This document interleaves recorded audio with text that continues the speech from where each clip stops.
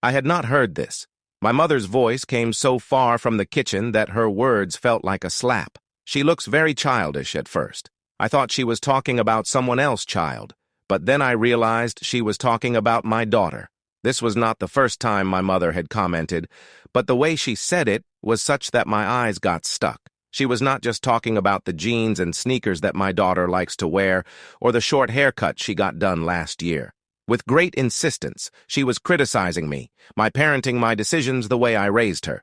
Later, Mother did not even try to hide this fact, directly. Looked at me and said, "You let her roam around in these clothes. She climbs on the trees just like a monkey. She plays video games instead of finding some work. And this haircut, why did you make her look like a lark? People will get confused. Larks should look like larks." I wanted to answer, but the words got stuck in my throat.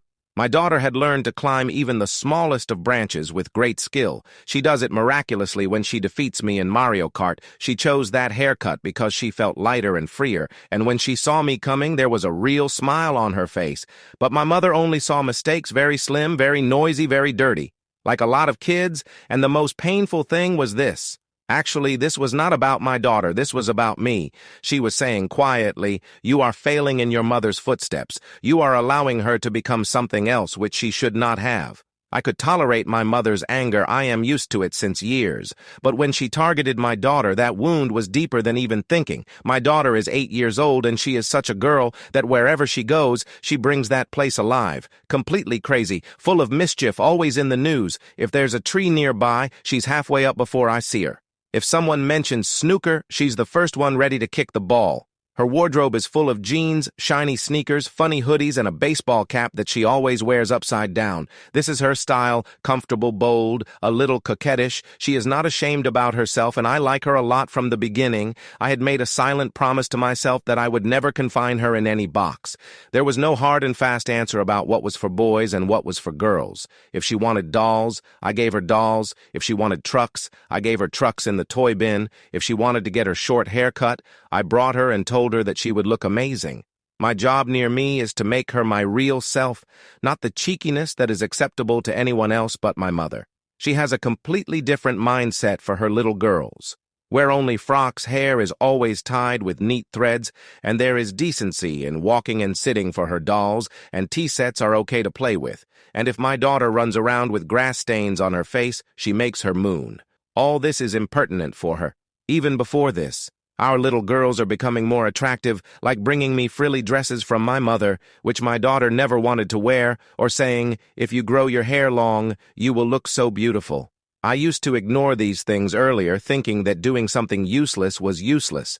But every time I saw my daughter's face, sometimes dejected, sometimes sad, as if she had simply made her own existence a mistake. So when I heard my mother's last sentence that my daughter is just like a boy, it hit me hard.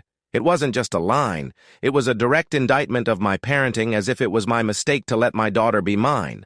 Everything went on a Saturday shopping trip. We were at the mall, just us teens. My daughter had already picked out sneakers blue with neon green laces, and she was dancing around happily. But my mother had something else on her mind. She led us straight into the girls' section, past the racks of jeans and hoodies, straight to the frilly dresses lined up in pastel colors. She picked up a dress all in lace and glitter and put it on my daughter's chest. "Just look at this, it's so cute. Isn't it? Wear it for Grandma." My daughter immediately shook her head. "I don't like dresses, Mom." Smile tightened. "Don't be foolish. Every girl should have at least one good dress today. What will you wear at parties or when you get married and go on dates?" I saw my daughter's shoulders fall down. Her earlier self-esteem became lighter. She looked towards me as if she was asking for help. But Mom was not ready to stay. "You can't always run like the kids in the wild. Girls look beautiful. Don't insist, go and try wearing it at that time." My daughter's face changed, cheeks, red eyes on the ground, embarrassed. I regretted it, as if just saying no was wrong, and that was the moment when I lost my patience. "Mom," I said quickly, pulling the dress from her hand. Enough, she started looking at me in surprise. I lowered my voice but did not get angry. "She is not difficult. She is not bad. She is not necessarily wearing pink or lace. She is 8 years old. She is happy, and she has the right to decide for herself what she finds comfort in." Mom started to say something, but I cut her off in between. "No, that's it. I am not raising her because she is always afraid to fulfill someone's ladylike standards. I am raising her so that she can be herself. If you don't agree with this, then don't bring us shopping together." There was a silence of 2 minutes, strict heavy. My daughter looked at me. Her eyes widened. Then she smiled, a small but soothing smile. The first time I did not even pay attention to what Mother said. I stood there between the walls of the store and said clearly, "My daughter can become exactly like she is." We had not even come out of the store when the fight began. Mother was furious. She was holding her purse as tightly as if she was the one holding it. "You are ruining it," she said, hissing, the voice so loud that some shoppers turned around to look. "If you let him live like boys, it will never end well. No man will ever want him if you keep doing all this." Something broke that moment. I turned towards her, lowering my voice, but still being strong. "Do you think it matters to me whether any man will love her in the future or not? I want her to be a happy, confident girl, not the one who is bound by old rules and has only left you disappointed." Mom's moon opened, then closed, as if my words had slapped her. "She's a girl," she finally said, her tone like stone. "Girls are soft, delicate, ladylike. You are confusing her." "No, Mom," I cut her off. Her eyes were tight, but my voice was strong. "You are confused. Being a girl does not mean fitting into your idea of ruffles and bows. Being a girl means being your own, and now she is strong, adventurous, fearless. This is not a loss. This is something that must be avoided." The silence in between was so heavy that my heart was aching. My daughter was lying beside me, holding my hand tightly. I could feel the slight touch of her fingers, and I knew she understood better than both of us. Mom finally shook her head and said in a low voice, "You will regret this one day."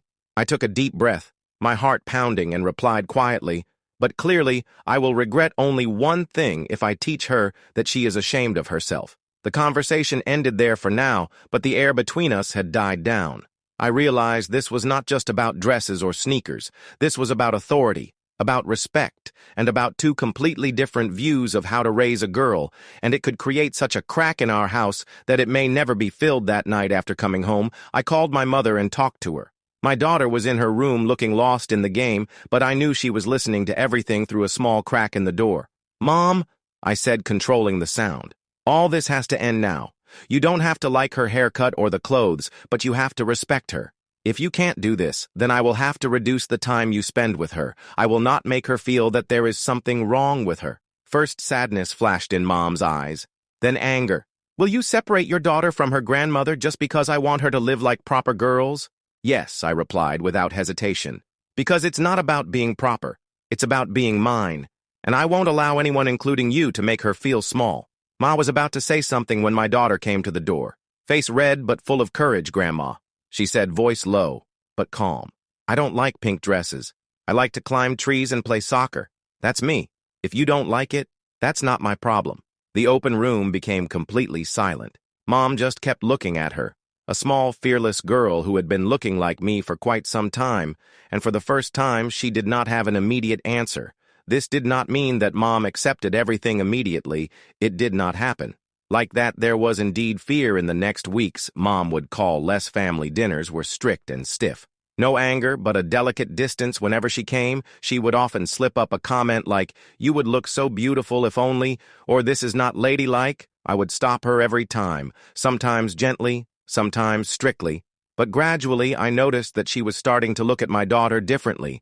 The dexterity of her walk, the joy of her laughter, or the sparkle when she scored a goal. Mother started to feel all of these.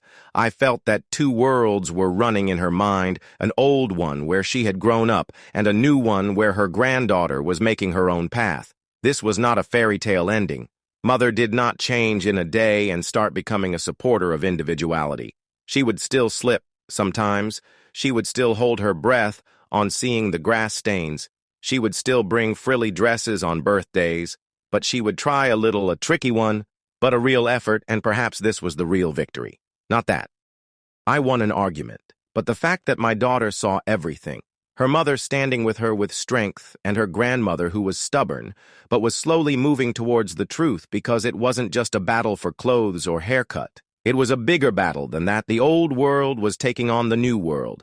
And a little girl who was leading the way had the right to call herself one with pride, no matter how much storm there was in between. After all this, I keep thinking about it again and again, how a few words can make or spoil a child's life. My mother probably thinks she's just giving advice, but gender stereotypes never land softly. They slowly break self-confidence, diminish self-worth, and snatch away the little happiness a person gets by being their own person. I have seen many people spend their lives unlearning the shame handed to them in childhood.